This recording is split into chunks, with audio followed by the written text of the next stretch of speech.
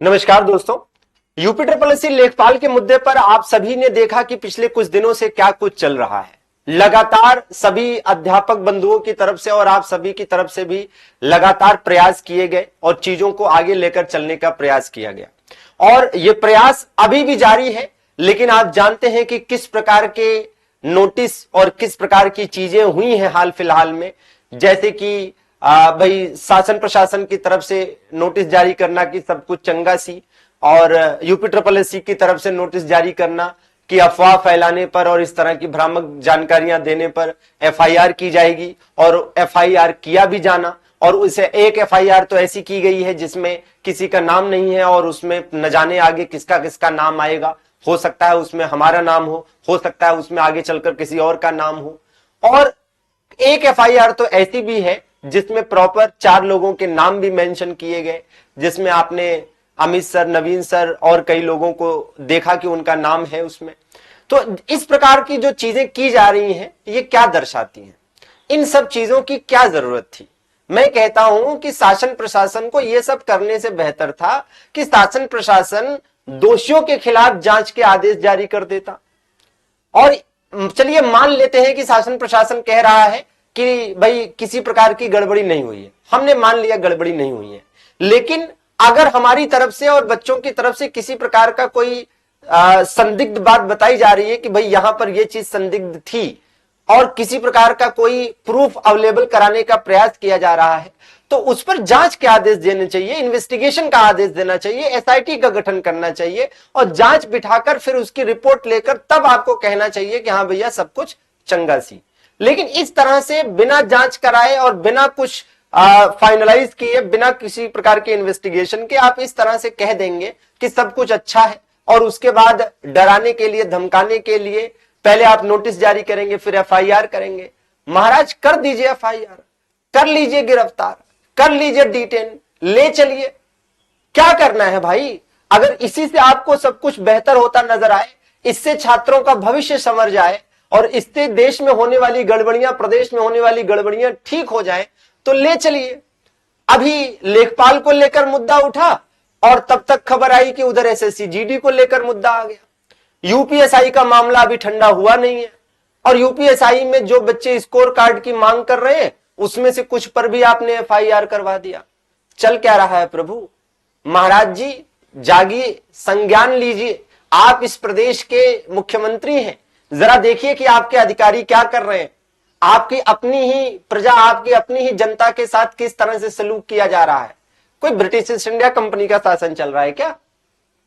है लोकतांत्रिक शासन है और लोकतांत्रिक शासन में, लोकतांत्रिक व्यवस्था में हम जनता को हक तो है ही ना अपनी बात रखने का, अपनी विचार रखने का, अपनी डिमांड रखने का और जो कुछ भी गलत हुआ है उसके खिलाफ बोलने का।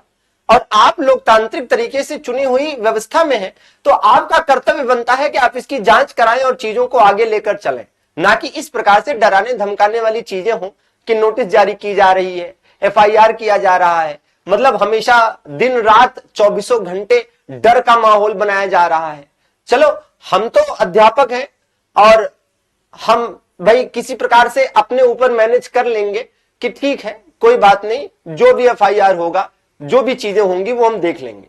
लेकिन छात्रों के ऊपर अगर कल को एफआईआर हुआ, जिस तरह से जांच आगे चल रही है, तो छात्र कैसे मैनेज करेगा? और दूसरी बात, एफआईआर कोई छोटी चीज है? ऐसा पहले तो हमने नहीं देखा कि इस तरह से सीधे सीधे किसी अध्यापक पर, किसी छात्र पर सीधे सीधे एफआईआर हो जाए। भाई एफआईआर कोई नॉर्मल चीज नहीं है। जब किसी पर एफआईआर होती है तो साल में कम से कम 3 बार, 4 बार, 6 बार, 10 बार जब भी बुलाया जाता है उतनी बार थाने जाना पड़ता है, कोर्ट जाना पड़ता है, खर्चा होता है, वकील से बात करनी पड़ती है, जज का सामना करना पड़ता है, बहुत सारी चीजें होती हैं भाई। और ये सब आसान नहीं है। कौन चाहेगा कि उसे रोज कोर्ट कचहरी का चक्कर लगाना पड़े? और एफआईआर में ऐसा भी हो सकता है कि शासन प्रशासन की तरफ से किसी को घर से उठा लिया जाए। क्या चल रहा है? मतलब डर का माहौल। इंसान बोलने से पहले इवन डर सबको लगता है, चाहे मैं हूं चाहे आप हो, है ना? डर सबको लगता है कि इस तरह की चीजें होंगी तो क्या होगा।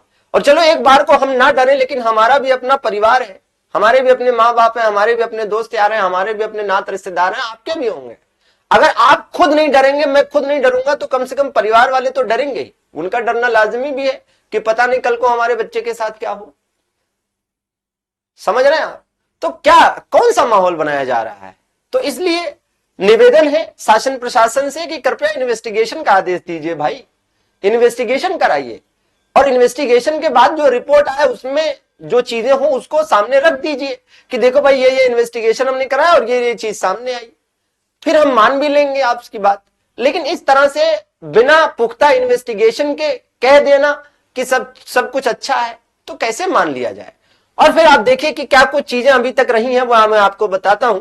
आप देखेंगे कि 24 तारीख और 25 तारीख दोनों दिन ट्विटर पर ट्रेंड किया है लेखपाल का मुद्दा, और ये लाखों लोगों ने ट्वीट किया होगा तभी तो ट्रेंड किया है। हम कहते हैं कि 4, 6, 10, 100, 1000, 2000 लोग हो सकता है कि केवल मतलब उनको अफवाह फैलानी हो उसके लिए इसमें शामिल हो गए हों, लेकिन लाखों लोग और लाखों बच्चे अपना पढ़ाई, अपनी सारी कुछ चीजें छोड़कर, ठीक है, और सैकड़ों अध्यापक इसमें अगर हैं, तो ये कोई नॉर्मल मुद्दा तो होगा नहीं। और लाखों लोग झूठ तो बोल नहीं रहे हैं, एक तरफ से सबके सब झूठे हैं, एक तरफ से सबके सब जो है शासन प्रशासन के खिलाफ हो गए।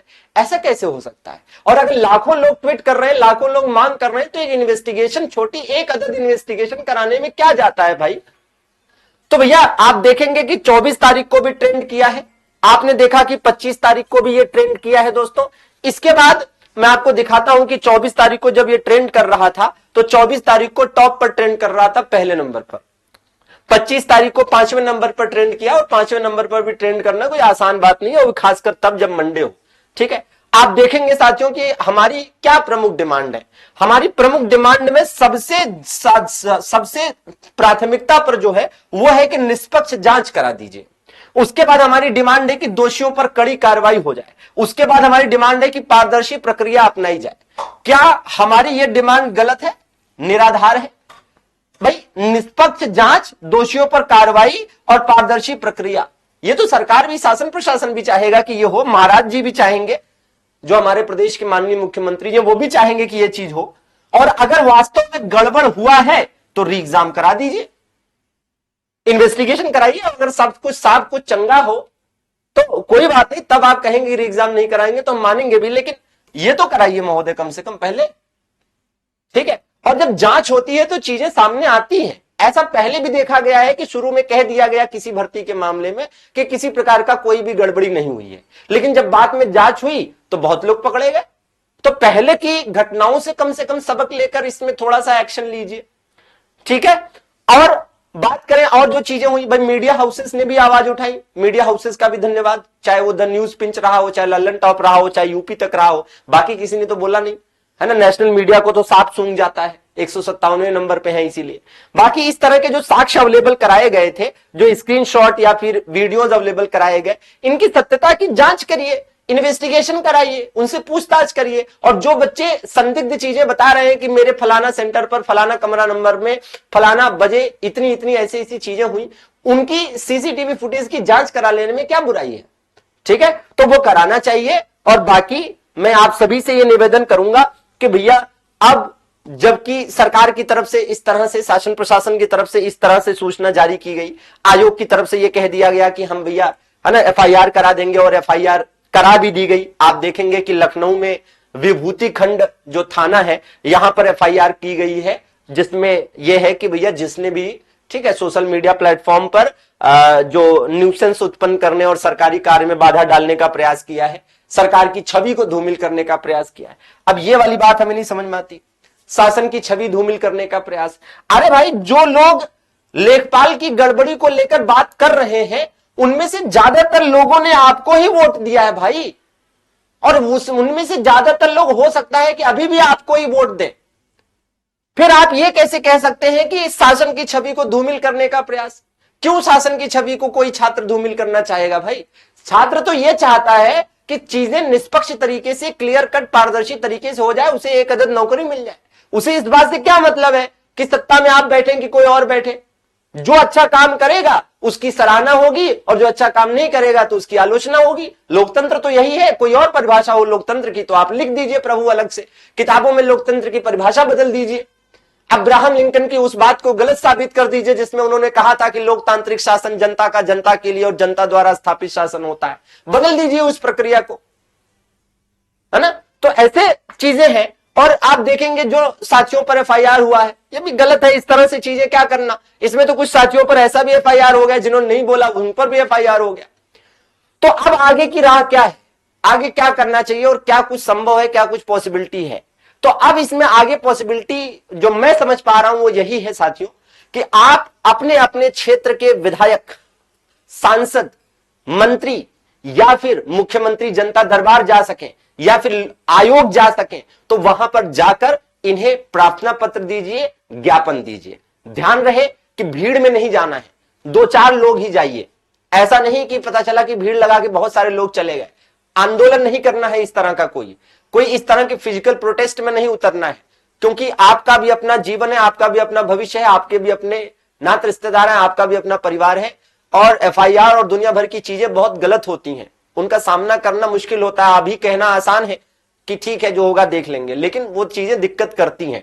इसलिए मैं ये कहूंगा कि शांतिपूर्ण तरीके से पूरा पॉजिटिव रहिए और कोशिश करिए कि जो भी इक्का दुक्का लोग, 4 लोग, 6 लोग, ज्यादा नहीं, ठीक है ना, बस शांतिपूर्ण तरीके से जाइए, विधायक जी से मिलिए, सांसद जी से मिलिए, जनता दरबार चले जाइए, लोक सेवा यूपी आयोग चले जाइए और वहां पर उन्हें ज्ञापन दे आइए, प्रार्थना पत्र दे आइए कि सर देखिए। और जब उनके पास सैकड़ों प्रार्थना पत्र पहुंचेंगे तो उन्हें भी इस बात पर कहीं ना कहीं संज्ञान लेना ही पड़ेगा और वो खुद भी संज्ञान लेंगे कि यार इतने प्रार्थना पत्र आ रहे हैं, लो संज्ञान ले लेते हैं। ठीक है, तो ये जो है करने का प्रयास करिए। बाकी हम सभी आपके साथ थे, साथ हैं और साथ रहेंगे और जितना मैक्सिमम संभव हो सकेगा आपके लिए हम खड़े हैं। अगर हमें लगेगा कि कुछ ऐसा भी किया जा सकता है कि कुछ ऐसे साक्ष्य हैं जिनके आधार पर हम अदालत का दरवाजा खटखटा सकते हैं, तो हम ऐसा भी कुछ करने का प्रयास कर सकते हैं, लेकिन वो तब जब हमें लगे कि हाँ भाई वाकई में उस तरह की चीजें हैं। अभी हम उस पर एनालिसिस कर रहे हैं, जो भी साक्ष्य, जो भी चीजें अवेलेबल हैं उसमें हम लगातार जांच पड़ताल कर रहे हैं, लगातार टीम लगी हुई है और उस पर जैसा कुछ भी हो सकेगा हम करने का प्रयास करेंगे और आपको इससे अवगत भी कराएंगे। बाकी जुड़े रहिए, सद्भाव बनाए रखिए, शांति बनाए रखिए, क्योंकि संवैधानिक तरीके से लॉ एंड ऑर्डर को एकदम बिल्कुल दायरे में उसके रहते हुए, कानून के दायरे में रहते हुए संवैधानिक तरीके से ही चीजें लेकर चलनी है और गांधीवादी विचारधारा को अपनाते हुए उसी के मार्ग पर चलकर हमें अपने हक की बात करनी है। किसी प्रकार का कोई वायलेंस नहीं होना चाहिए, किसी प्रकार का किसी को आपकी वजह से या हमारी वजह से दिक्कत नहीं होनी चाहिए। हमें अपने हक की बात करनी है, केवल निष्पक्ष जांच की मांग करनी है केवल। ठीक है, बाकी जुड़े रहिए हमारे साथ। चैनल पर नए हो तो सब्सक्राइब भी कर लीजिए ताकि हम आप तक अपनी बातें पहुंचाते रहें। आभार, धन्यवाद।